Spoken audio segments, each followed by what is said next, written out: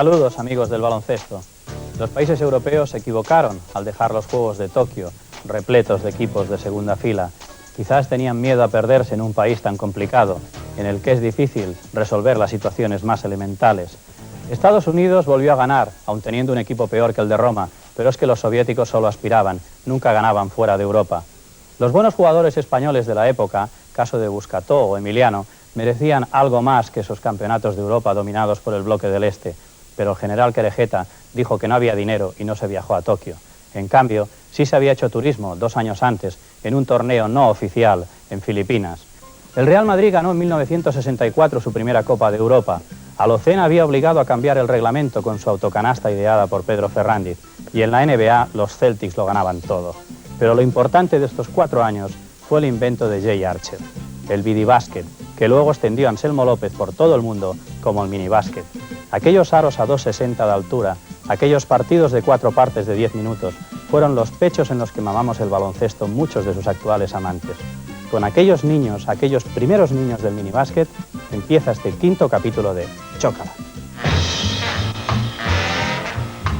Jay Archer, al crear el Vidibásquet, consiguió que los niños tuvieran más facilidad para jugar al baloncesto y logró que se aficionaran a este deporte.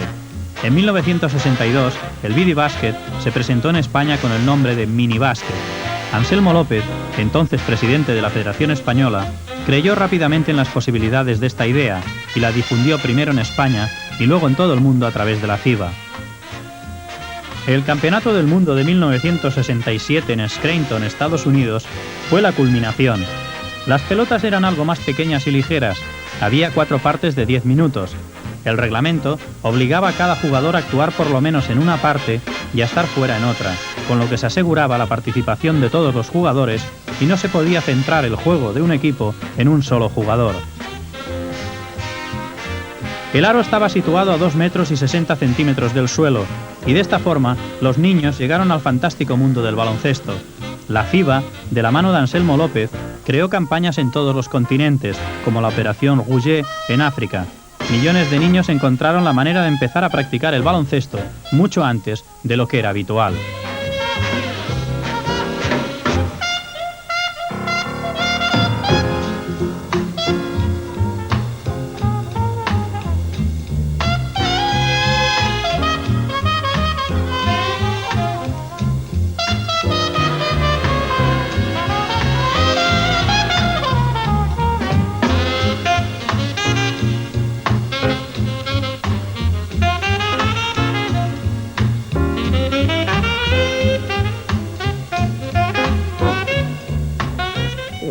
Se incorporaban al baloncesto a los 16, 17 años, 15 años, pero sin una formación física, sin unas condiciones técnicas de base para que pudieran considerarse, para poder avanzar rápidamente en el baloncesto. Entonces, yo descubrí en Estados Unidos lo que llamaban allí Vidibásquet. Vidibásquet es lo que aquí trajimos como minibásquet. El minibásquet que nosotros como apóstoles nos dedicamos a hacer la propagación por escuelas y colegios con apoyos y con ayudas de firmas comerciales, que dando canastas, dando balones, poniendo monitores, y hicimos una campaña enorme. Me acuerdo que el primer año fuimos a por 100.000 y cuando terminó el año teníamos más de 100.000 niños y niñas que jugaban a minibásquet.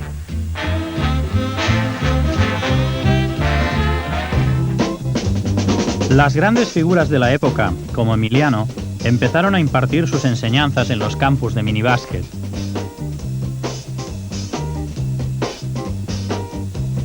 Aquí vemos a Robert Bushnell tratando de adiestrar a su nieto. Los niños descubrieron un nuevo juego y fue el caldo de cultivo del que saldrían algunos de los mejores jugadores de todo el mundo.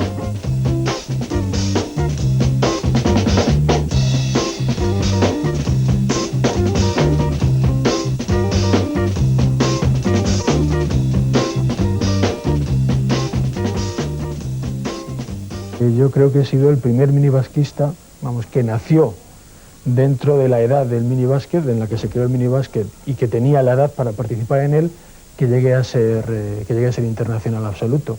Creo que se tomó muy en serio la formación del niño de una manera un poco precoz, y además se llegaron a crear jugadores, bueno, pues como la famosa generación que yo llamo de Rosetto, donde salieron para mí el grupo de jugadores más importante a la vez que ha dado el baloncesto español, que es Epi, José Luis Llorente, Indio Díaz, Fernando Arcega, en fin, Juan Maiturriaga, Fernando Romay.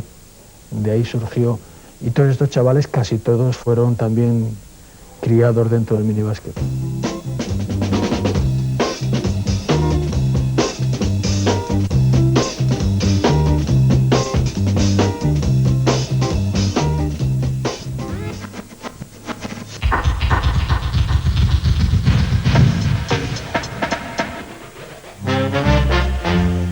En 1961 y 62, Cincinnati ganó el título universitario en Estados Unidos por delante del gran favorito, Ohio, que tenía a Jerry Lucas. Ed Jacker, entrenador de Cincinnati, había conseguido un gran equipo que curiosamente conseguía sus títulos cuando ya no estaba Oscar Robertson. En el 61, la victoria llegó en la prórroga. Lucas fue elegido por segunda vez el mejor del torneo, pero Cincinnati cortó la serie de 30 victorias consecutivas de Ohio. Esta que vemos es la final de 1962. Jerry Lucas, el número 11 que viste de blanco, jugó mermado de facultades al lesionarse en el partido de semifinales. Cincinnati había ganado en la semifinal a UCLA. Ese día Paul Hodge, número 32 de negro, anotó 36 puntos y capturó 19 rebotes. Hodge repitió actuación en la final y sumó otros 22 puntos y 19 rebotes que lo convirtieron en el jugador más valioso del torneo. Cincinnati ganó la final 71-59. El entrenador era Ed Jacker, que más tarde vendría a España y sería entrenador de la selección y el hombre que adiestró a Antonio Díaz Miguel. En 1963, Cincinnati volvió a jugar la final, pero en las imágenes que vemos cedió la victoria a Loyola. La liga universitaria ya era un gran negocio que generaba mucho dinero, y la cadena Sports Network se lanzó a televisar por primera vez la fase final, pagando por los derechos $140.000, unos 12 millones de pesetas de la época, suma para entonces fabulosa. Los vagabundos de Loyola, entrenados por George Ireland, dieron la sorpresa y ganaron en semifinales a Duke, que contaba con Art Heyman, mejor jugador del torneo, para luego vencer en la final a Cincinnati por 60-58 en la prórroga. Cincinnati no pudo hacerse con la victoria en un partido que ganaba por 15 puntos, mediada la segunda parte. Loyola, que viste de blanco, tenía como figuras al número 11 John Egan, al 40 Big Russ, y también destacaban el base Jerry Harkins y Les Hunter.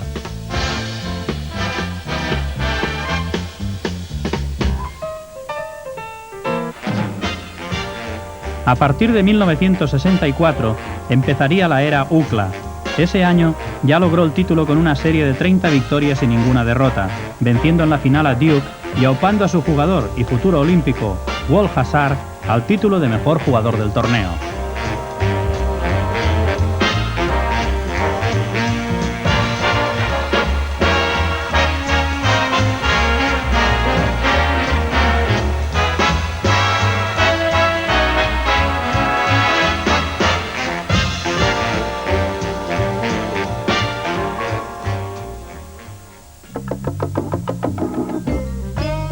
En la NBA solo existía un equipo, los Celtics.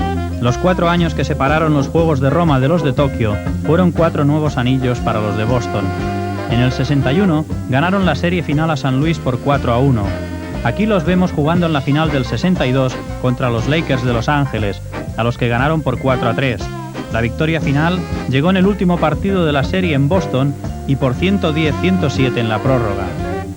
Entre los Celtics, que visten de blanco, es fácil reconocer a Kissy Jones con el número 25, a Bob Cousy con el 14, a Sam Jones con el 24, a Tom Sanders con el 18, a Bill Russell con el 6 o a Tom Heinsohn con el 15. En las estadísticas individuales, cada temporada se repetían los mismos nombres. Oscar Robertson era el mejor pasador y Will Chamberlain el mejor anotador y reboteador. Russell no pudo hasta 1964 recuperar el título por una vez de mejor reboteador de la NBA.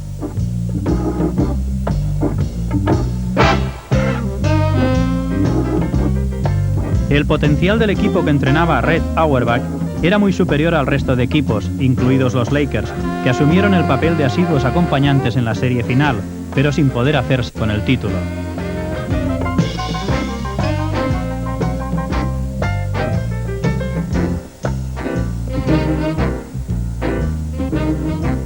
Hemos visto un lanzamiento de Sam Jones palmeado por Bill Russell y la réplica de Jerry West para los Lakers. En todos los partidos de la serie final, los dos equipos pasaron de los 100 puntos. Esta es otra canasta de los Celtics anotada por Sam Jones. Era una época en la que conseguir una entrada para ver en acción a los Celtics era una auténtica epopeya, y aquellos que podían acudir al viejo Boston Garden eran considerados unos privilegiados. Allí representaban sus funciones jugadores como Russell o Bob Cousy, o como Baylor y West en los Lakers.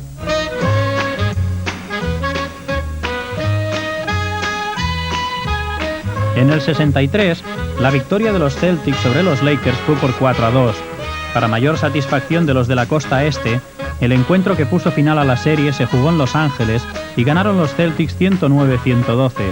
Los Celtics habían pasado más apuros para ganar en la final de la conferencia este a Cincinnati 4-3.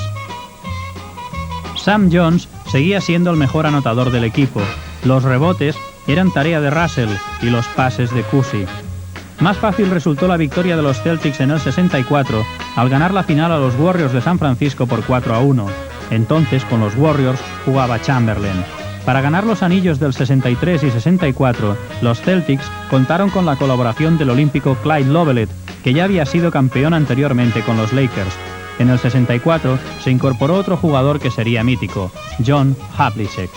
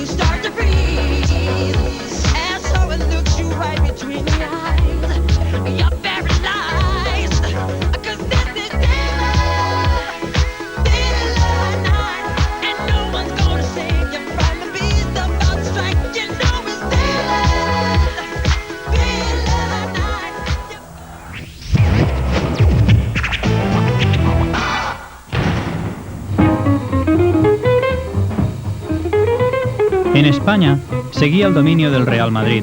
En 1961 y 62 hubo doblete blanco con Ferrandiz como entrenador. Emiliano había llegado procedente de la Ismalíbar y Lolo Sainz del filial, el Hesperia. Además, habían conseguido de forma rocambolesca los servicios de un extraordinario pívot, Wayne Hightower, que tuvo una lesión que demostró la falta de camas para elementos de su estatura. Era un hombre del Harlem Globetrotters. Tenía, si no contrato, apalabrado por lo menos, con el famoso Ed Sepstein. Y yo en Chicago había una convención, en un banquete, yo le entregué, por cierto, la insignia de oro y brillantes a Saperstein y a Bob Cousy también, y aproveché un pequeño espacio, me marché a Filadelfia, fiché a Hightower y volví a Chicago. Y a saludar como si no hubiera pasado nada a Saperstein. Luego cuando me volví se armó un follón bastante gordo, pero ya era jugador del Real Madrid. En 1962, el entonces presidente del Barcelona, Enric Jaudet, deshizo las secciones del club y retiró el equipo de baloncesto de la liga. Buscató pasó a la Ismalíbar. También desapareció el Orillo Verde de Sabadell. En 1963, Ferrandiz pasó a ser director técnico del Real Madrid y Joaquín Hernández el entrenador. Con los recién llegados Luik y Burges, el Real Madrid volvió a ganar la Liga, pero perdió la Copa, como aquí vemos ante el subcampeón de Liga, Estudiantes, por 94-90 en el frontón Urumea de Donosti. Los estudiantiles culminaban una de sus mejores temporadas. Hernández falleció a mitad de la temporada siguiente y volvió Ferrandiz. Monsalve se incorporó al Real Madrid, procedente del Atlético de San Sebastián. La Copa fue para el Picadero, que ganó en la final a la Ismalíbar, luego de eliminar en semifinales al Real Madrid. La rivalidad entre los dos equipos de Madrid ya era en aquella época terrible.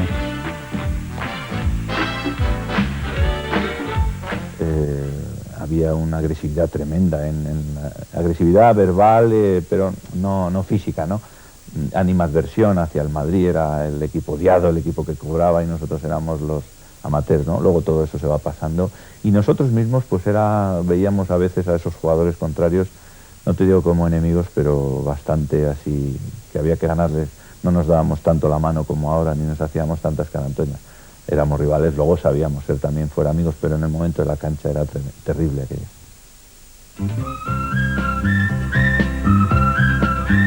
La Copa de Europa se iba consolidando como la gran competición continental. En el 61 ganó el TSKA de Moscú y en el 62 el Dinamo de Tbilisi. Aquí vemos llegar a Madrid a los jugadores del TSKA en uno de los primeros contactos entre jugadores soviéticos y madridistas. Unas primeras visitas acompañadas del correspondiente turismo que fueron el inicio de las relaciones diplomáticas entre los dos países y la oportunidad del Madrid para lograr un título continental del que siempre se veía apartado por la prohibición de jugar contra rivales del este.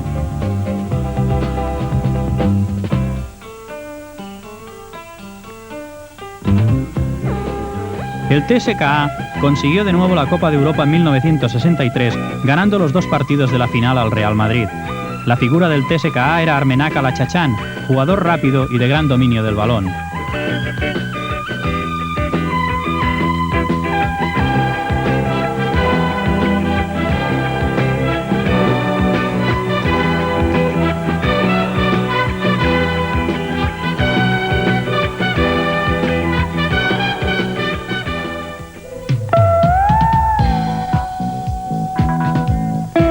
El 18 de enero de 1962, en este partido de Copa de Europa jugado en la pista del Varese italiano, Ferrandiz obligó a Alocén a protagonizar una de las canastas históricas del baloncesto mundial. El partido estaba empatado y a punto de acabar el tiempo reglamentario, por lo que se iba a jugar una prórroga que no interesaba al Real Madrid, muy afectado por las faltas personales. Ferrandiz pensó que era mejor perder por 2 puntos que encajar una mayor diferencia en la prolongación. Alocén encestó en su propia canasta. La autocanasta hizo cambiar el reglamento, una laguna en la que nadie había reparado. Las cámaras no recogieron la jugada porque estaban enfocando el aro contrario a la espera del último ataque del Real Madrid.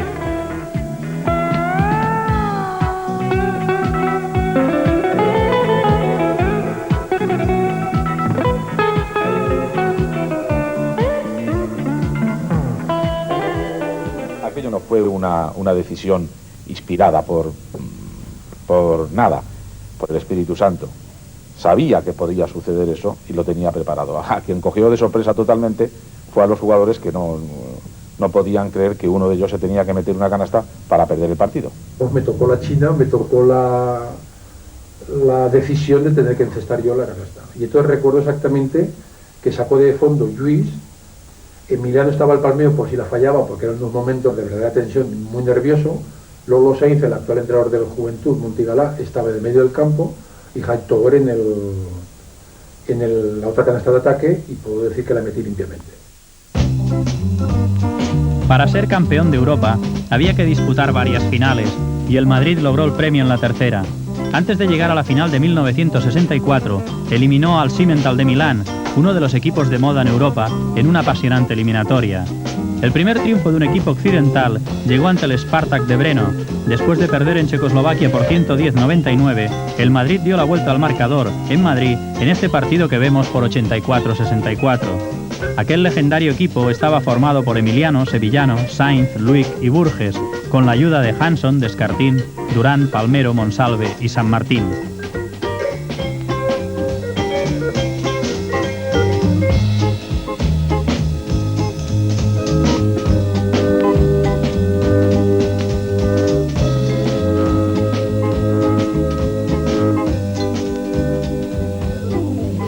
Esta es una entrada de Emiliano. Y esta otra de Luic. El viejo frontón Fiesta Alegre vibró con el triunfo más esperado por los jugadores y los aficionados madridistas.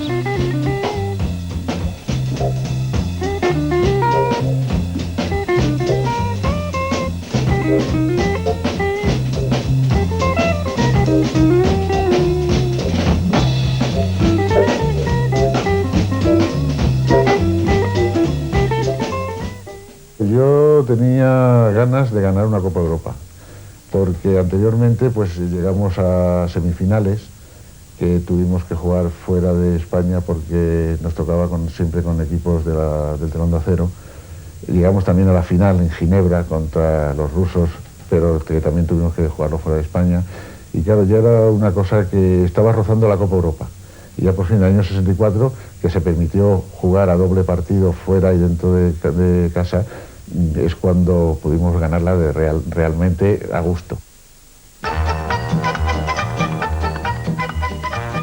Para la selección española, el 61 empezó con 2 amistosos ganados a Bélgica. Era la preparación para el Europeo de Belgrado. Kucharski ya era entrenador del Virtus de Bolonia y su cargo en la selección lo ocupaba Fernando Font. España empezó el Europeo contra Bélgica, pero ahora que iba en serio, ganaron los belgas. España acabó en 13ª posición entre 19 participantes. El oro fue como siempre para la URSS, por delante de Yugoslavia y Bulgaria. En el 62, el seleccionador era Joaquín Hernández. España acudió al mal llamado Mundial de Manila, que no fue oficial al negar los filipinos los visados a los países del este. El Mundial de verdad se trasladó a Río de Janeiro en el 63 y entonces España no acudió. Brasil ganó en su casa por delante de Yugoslavia y la URSS. La gente nuestra estaba cambiando la técnica de la asimilación de los bloqueos, que no sabían bloquearse aún.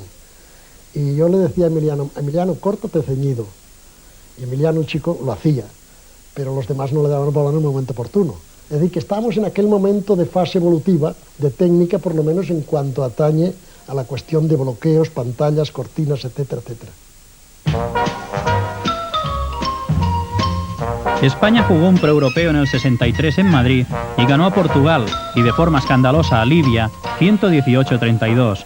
Luego, España fue a los Juegos Mediterráneos de Nápoles, en donde consiguió la medalla de plata. Después de ganar a Marruecos, Líbano, una descafeinada Yugoslavia y Grecia, perdió la final con Italia por 91-97. Los 37 puntos de Lombardi fueron más decisivos que los 31 de Emiliano. En aquel equipo de plata de Joaquín Hernández jugaban Sevillano, Alfonso Martínez, Codina, Lluís, Auladell, Sainz, Buscató, González, Monsalve, Ramos, Martínez Arroyo y Emiliano. De Emiliano decían algunos que a sus 26 años estaba acabado y lo mejor aún no había llegado.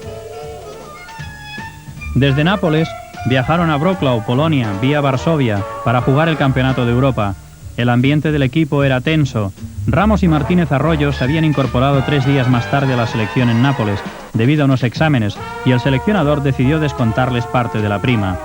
Codina se solidarizó con sus compañeros y fue apartado del equipo. Saporta tuvo que arreglar la situación. Al final, hubo reparto equitativo de la prima. España fue séptima, la primera entre los países occidentales y su mejor clasificación de la posguerra. El oro, una vez más, fue para la URSS, por delante de Polonia y Yugoslavia. El de Nápoles y Wrocław fue un doble viaje lleno de anécdotas. Me acuerdo, no sé si es muy usual decir esto, pero cuando nunca lo realicé hasta que me puse el primer día con el chándal, el himno nacional español en Nápoles y diarrea, o sea, absoluta diarrea. Y me pasé, pues, ya no sé el tiempo que me pasé con esa diarrea. José Ramón Ramos y Juanito Martínez Arroyo, por estudios, se incorporaron más tarde a los Juegos del Mediterráneo, entonces ya no pudieron participar en todo lo que fue la totalidad de los encuentros. Precisamente como quedamos bien, hubo una prima, entonces se debatió si esa prima la debían cobrar ellos también o no. Yo dije que sí, perdí esa apuesta, pero eso me creó cierto malestar con el entrenador, quizá con algún jugador.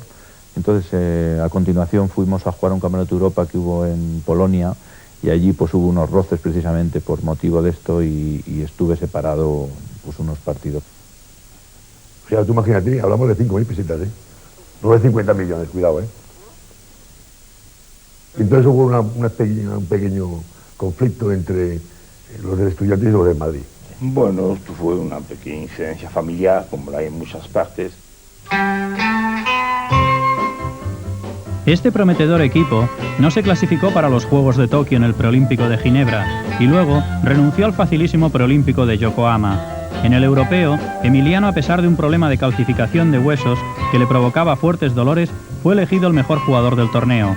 A Finlandia le anotó 37 puntos y a Bélgica 35. Los compañeros estuvieron siempre apoyándome en todo momento y al final pues decidieron que por mi característica de juego y por mi facilidad encestadora nombrarme el mejor jugador. Bueno, me pareció muy bien. Los jugadores habían volado hasta Wrocław en una destartalada avioneta que acabó aterrizando en un campo de tierra. Con un avión que aterrizamos en un campo, una especie de campo de coles, que todos nos asustamos mucho, y como anécdota de decir que Alfonso Martínez en la vuelta dijo que él no volvía de Wrocław a Varsovia con avión porque con aquello no volvía a subir más, y cogió un taxi toda la noche circulando por unas carreteras que en aquella época daba un poco de miedo, y Alfonso se presentó a Varsovia, pero dijo: yo no vuelvo de Wrocław a Varsovia con este avión.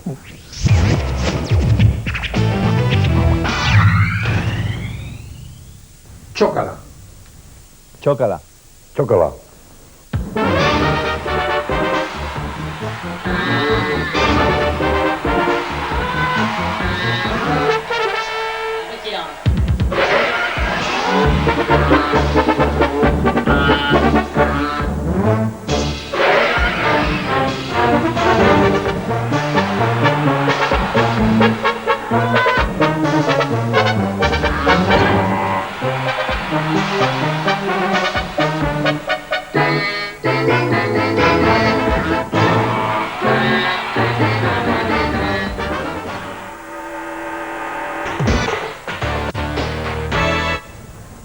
Se sumó a la lista de países anfitriones. La eficacia de los japoneses quedó demostrada en la organización. Fueron los juegos de la perfección, pero sin gracia. Todo era exacto, pero mecánico. Parecía que aquellos japoneses construidos con los chips más modernos, lo único que habían generado eran cuerpos gélidos. Eran los felices 60, y para Asia fue la gran oportunidad de lograr su despegue deportivo. En 1964, el tren Tokio-Osaka ya cubría la distancia en poco más de 2 horas a 220 km por hora. Era la tecnología punta. El Banco Mundial hizo un préstamo a la Renfe de 65 millones de dólares que no mejoró la puntualidad. En España no interesaban las celebraciones de los famosos 25 años de paz, sino aquel 1 de abril declarado fiesta abonable y no recuperable. El abad de Montserrat, Monseñor Escarré, declaró a Le Monde que no se trataba de 25 años de paz, sino de 25 años de victoria. El panorama popular estaba dominado por Perry Mason, Ironside, El Fugitivo y Los de Bonanza. Antonio Gades se casó con Marujita Díaz y Marisol contaba sus películas por éxitos. La esperanza era el petróleo de Valdeajos, que se prometía como la salvación de la economía. Pulidor ganó la Vuelta a España, pero como siempre fue segundo en el Tour. Jacques Anquetil ganó su quinto Tour y para Bahamontes fue una vez más la montaña. Todos los males quedarían olvidados el 21 de junio a media tarde. En el Bernabéu, a Marcelino se le apareció la Virgen y España ganó la Copa de Europa de fútbol al derrotar a la Unión Soviética 2-1. Era un partido surrealista, Franco en el palco y la bandera comunista en el estadio. Jack Ruby fue condenado a la silla eléctrica por haber matado a Lee Oswald, un marxista, exinfante de Marina que a su vez había matado a John Fisher al Kennedy. Los brincos alegraban los guateques de aquellos españoles. Aquel que decía ser el más grande, Cassius Clay, le ganó a Sonny Liston el Mundial de los Pesos Pesados. La tienda Bazar en King's Road, Londres, no daba abasto a servir las peticiones del nuevo diseño de Mary Quant, la minifalda. Con la minifalda llegaron los panties, cesaban las medias, las fajas, los sostenes de varillas y lamentablemente en aquella batalla morían los ligueros. La minifalda vino acompañada del amor libre, las melenas largas, las drogas alucinógenas, la marihuana, el ácido, los Rollins y los Beatles. Los Beatles ocuparon los 4 primeros lugares del Hit Parade de Estados Unidos. A Love Me Do le siguieron otro centenar de éxitos. En el 62 no habían superado una prueba en la empresa Decca. La respuesta fue que no tenían la menor posibilidad de triunfar.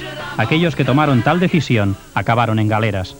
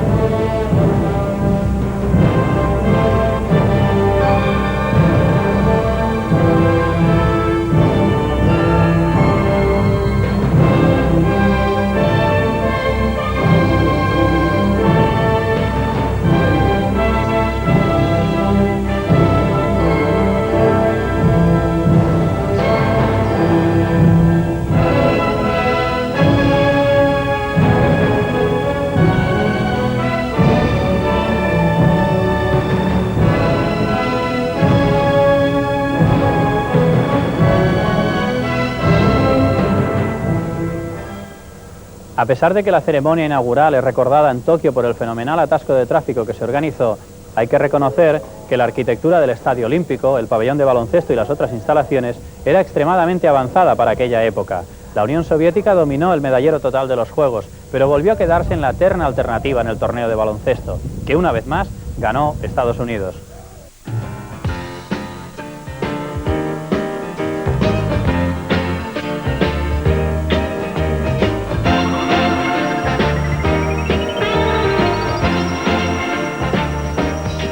Una vez que Yoshihori Sakai, un japonés de 19 años nacido en Hiroshima el día que se lanzó la bomba atómica, encendió el fuego olímpico, los 16 equipos que compitieron en el baloncesto se dividieron en 2 grupos.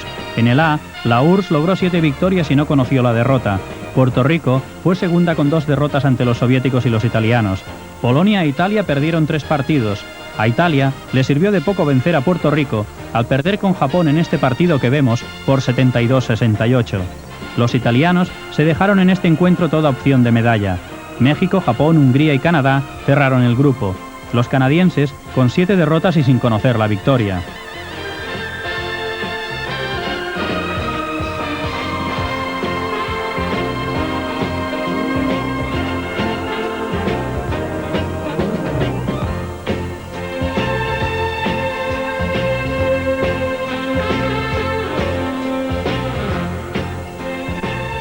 Como podemos contemplar, aquel día a los italianos no les salía nada, y enfrente tenían un equipo conjurado para la victoria.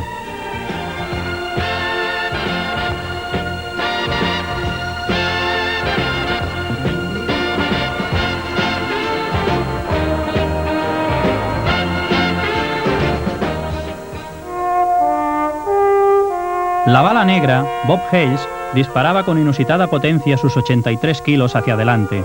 A sus 23 años era el mejor velocista. El viento en semifinales y la lluvia en la final impidieron un nuevo récord del mundo por debajo de los 10 segundos en los 100 metros. Sobre la ceniza de Tokio corrió la carrera más impresionante que nunca se había visto en el relevo 4x100. Se calcula que corrió en 9:05. Más tarde sería figura del fútbol americano con los Cowboys de Dallas.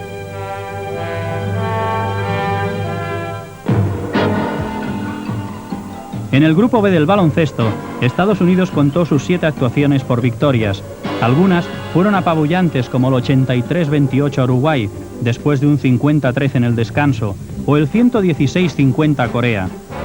Yugoslavia y Brasil cedieron 33 puntos de ventaja a los norteamericanos, que en estas imágenes visten de blanco. Brasil fue segunda en el grupo al vencer a Yugoslavia 68-64, a pesar de haber protagonizado la sorpresa de perder con Perú. Uruguay fue cuarta, seguida de Finlandia, Australia, Perú y Corea, que no ganó ningún partido. Entre los peruanos había 4 hermanos, Ricardo, Enrique, Raúl y Luis Duarte. A pesar de la opinión del entrenador Han Aiba, Estados Unidos tuvo algunas dificultades en las primeras partes de sus partidos con Yugoslavia y Puerto Rico.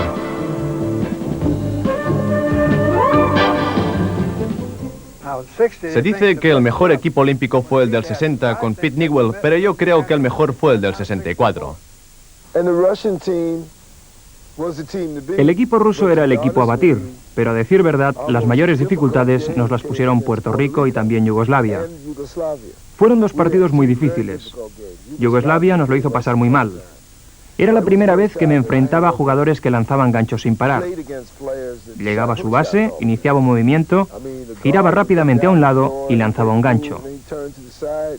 Al principio pensé que eso me beneficiaba en defensa y estaba por darle las gracias, pero cuando comprobé su efectividad, pensé que tenía que hacer algo al respecto. La fama en la piscina fue para Don Schollanger, un estudiante americano de 18 años que ganó 4 medallas de oro, pero la australiana Dawn Fraser ganó su 3er oro consecutivo. Fue la primera mujer en bajar del minuto en los 100 libres. Se negó a desfilar en Tokio y robó una bandera del Palacio de Hirohito en la misma recepción oficial en la que nadó en un foso. Batió 17 récords del mundo. El sistema de selección del equipo americano mantenía una serie de partidos entre equipos universitarios y los de la Liga Amateur de la AAU. También participó entre los 8 últimos equipos uno del ejército. Larry Brown procedía del Goodyear y Jerry Shipp del Phillips, ambos de la AAU.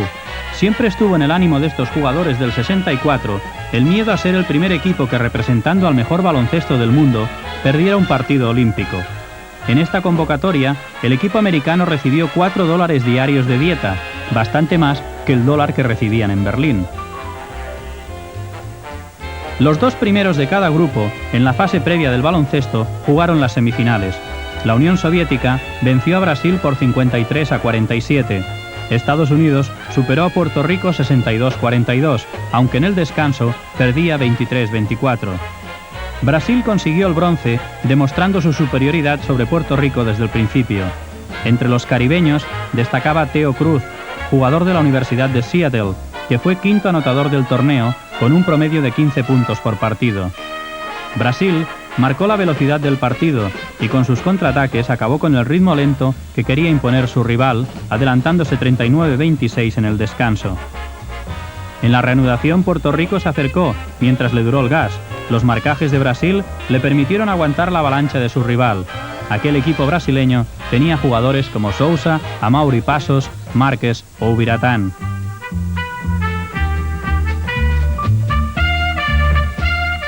Aquí podemos ver una de las imágenes más curiosas de los Juegos de Tokio, la lucha de los diminutos japoneses por frenar al gigante Krumminch.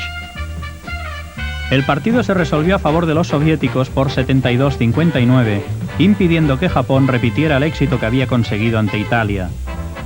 En estos Juegos, el baloncesto todavía no mereció una gran atención, y son escasos los documentos filmados que se conservan, casi todos ellos referidos a partidos del conjunto nipón.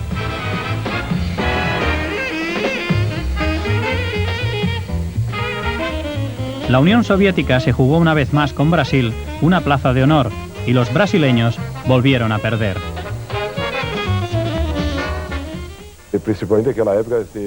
En aquella época había poco intercambio entre los jugadores de Sudamérica y Europa. Era muy difícil conocer jugadores de otros continentes, de otras partes. Se conocía principalmente de América Central y América del Norte. Brasil no tenía tanto intercambio como hay hoy. Por eso, para nosotros, fue una honra ganar esta medalla de bronce para Brasil. No debemos olvidar antes que nada que en 1963 Brasil fue bicampeón del mundo de baloncesto, el mayor triunfo que nuestro baloncesto ha logrado. Al año siguiente, Brasil, la Unión Soviética, Yugoslavia y Estados Unidos, los americanos siempre más adelantados, eran las grandes potencias de la época. En los Juegos Olímpicos nos sentimos defraudados, ya que siempre ganamos a la Unión Soviética, pero no en un partido importante. Ganábamos en la clasificación, pero en el momento decisivo nos ganaban siempre por 1, 2 o 3 puntos. En el estadio, uno de los triunfadores fue el indio Sioux William Mervyn Mills, más conocido en su tribu como Corredor Valiente, que ganó el 10.000, primer oro de Estados Unidos en una prueba de fondo. Acudió como reserva y acabó en lo más alto del podium. En el sprint final derrotó al gran favorito, el tunecino Mohamed Gamoudi.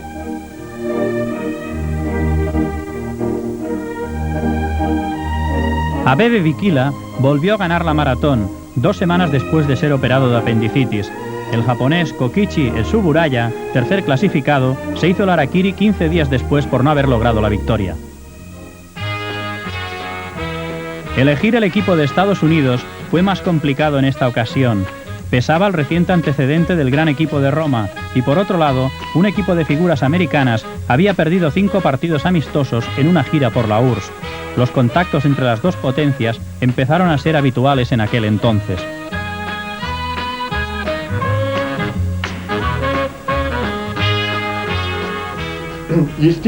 Naturalmente, el sueño de la selección, así como de todos los deportistas que empezaban a jugar al baloncesto, era ganar a los americanos. Les habíamos ganado alguna vez en la Unión Soviética, pero no era lo mismo, se trataba de equipos de otra categoría. Los americanos solían llevar a los Juegos Olímpicos a la flor y nata de lo que tenían. Era una cuestión de democracia contra comunismo, y nosotros representábamos al mundo libre. Pero al fin y al cabo se trataba de un partido de baloncesto, y disfrutábamos mucho jugando. Estábamos preparados. Entonces ya estábamos muy cerca de poder ganar a los americanos. Podíamos ganarles. Durante el primer encuentro íbamos a la par, punto por punto. Tanto Alexander Gomelsky como nuestro presidente de aquel entonces me regañaban a menudo porque yo no creía que pudiésemos ganarles.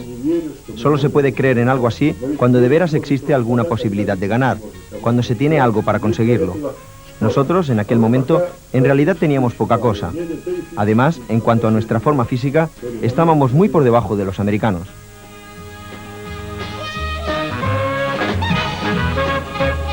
Krumminch seguía siendo decisivo entre los soviéticos y Estados Unidos tenía menos equipo que en Roma. Era una selección más bien modesta que solo superó a la URSS 73-59. Los soviéticos ganaban a los 10 minutos 13-16, pero la entrada de Brown fue decisiva para lograr un parcial de 18-4 y llegar al descanso 39-31. El 5 base de Estados Unidos era Hazard, Jackson, Ships, Caldwell y Bradley. La URSS utilizaba a Krumminch, Bagley, Keiminch, Lipso y Musnieks, además de Korneyev, Volnov y Alachachean.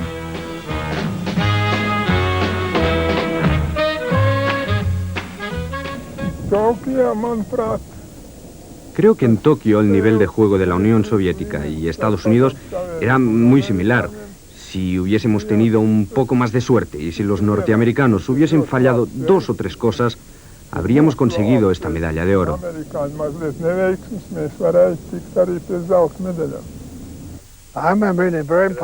Me acuerdo de Krumminch, un hombre muy bueno.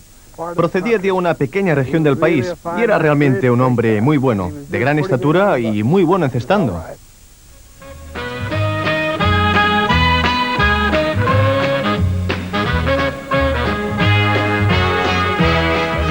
La URSS no estaba acertada en los cambios y los americanos jugaron con 5 suplentes muchos minutos del segundo periodo. A 5 minutos del final, la ventaja era 66-49. El técnico americano Hank Aiva acabó el encuentro con los titulares en un final de exhibición. Los dos equipos habían utilizado defensa al hombre en casi todo el encuentro. Caldwell, el mejor anotador del equipo americano, sumó 15 puntos, pero el máximo encestador fue Jackson con 17. Hazard destacaba por sus asistencias y su habilidad para dirigir el equipo.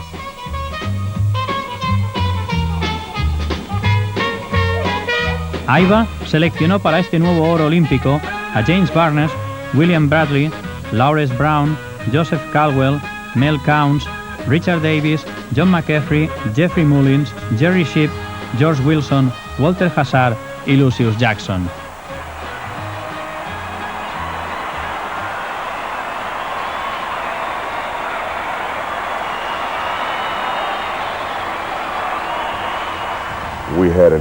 Tuvimos un incidente cuando 2 jugadores se engancharon. Rápidamente todos fuimos a separarlos y los sentaron en el banquillo. No podíamos proyectar esa imagen de nuestro país. Cuando eres olímpico, estás representando a tu país. Estados Unidos es mi país, y aunque jugáramos en ese partido en concreto contra la Unión Soviética, no podíamos consentir un incidente entre jugadores que eran en ese momento embajadores delante de todo el mundo. Casi hubo una pelea en aquel partido. El juego se endureció y más de una vez se tuvo que separar a varios jugadores durante el partido. George Wilson y uno de sus aleros tuvieron sus más y sus menos.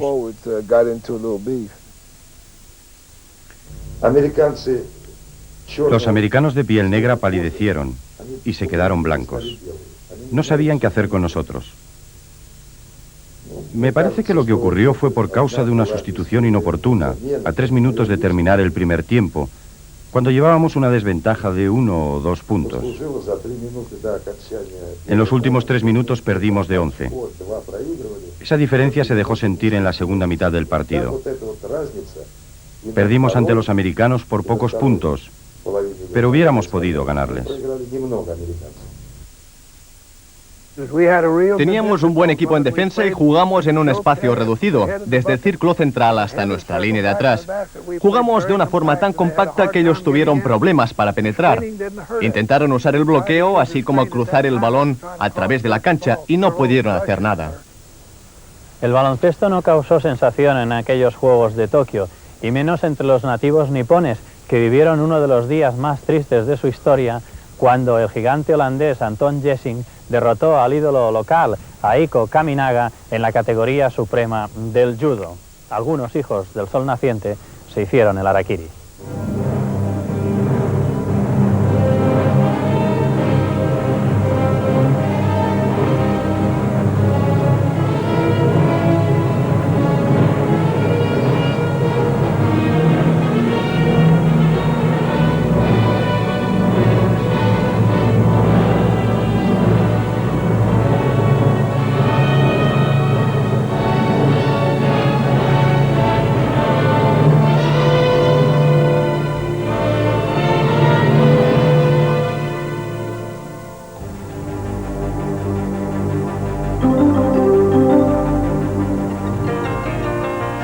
En aquellos Juegos de Tokio, el oro fue para Estados Unidos, la plata para la URSS y el bronce para Brasil. Los americanos anotaron un promedio de 78 puntos por partido y solo recibieron 48, lo que evidencia una gran defensa. Los soviéticos sumaron 75 y encajaron 60, y los promedios de Brasil fueron 66 a favor y 63 en contra. El máximo anotador fue Ricardo Duarte de Perú con 214 puntos, seguido de Jung-Hee Kim de Corea 172 y John McKeown de Canadá 153.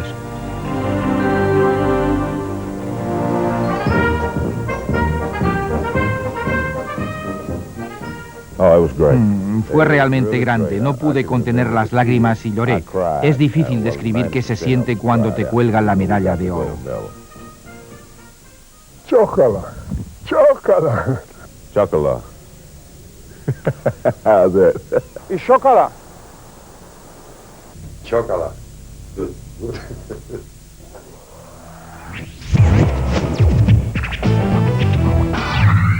Round, round, get around, I get around, yeah, get around, round, round, I get around, I get around, round, round, I get around, get around, round, round, I get around, get around, round, round, I get around, get around, round, round, I get around. I'm getting bugged driving up and down the same old strip. I gotta find a new place where the kids are hip.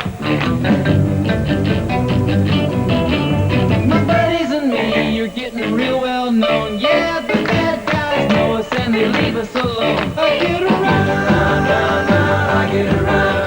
Get around, round, round, I get around. Get around, round, round, I get around. Get around, round, round, I get around. I get around.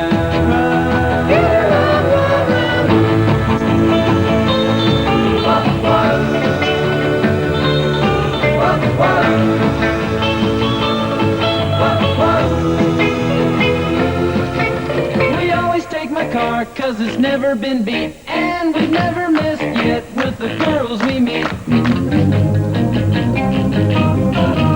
of the guys go steady, cause it wouldn't be right to leave your best girl home on a Saturday night. I get around, round, round, round, I get around. Get around, round, round, I get around. Get around, round, round, I get around.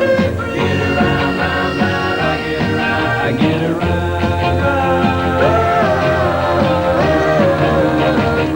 I get around. I get around, yeah, get around, round, round, I get around. Get around, round, round, I get around. Get around, round, round, I get around. Get around, round, round, I get around.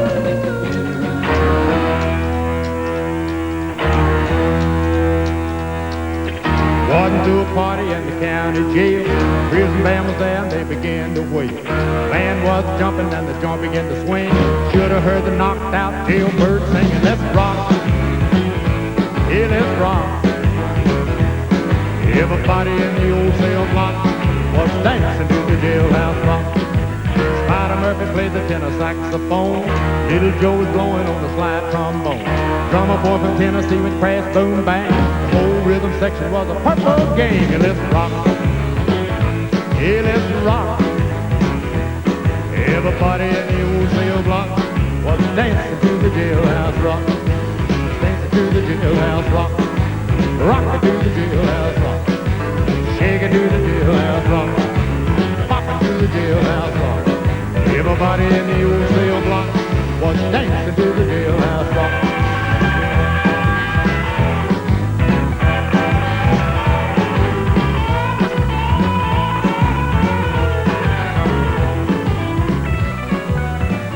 La televisión en color había sido una realidad y los colores empezarían a ser importantísimos para conocer a los participantes.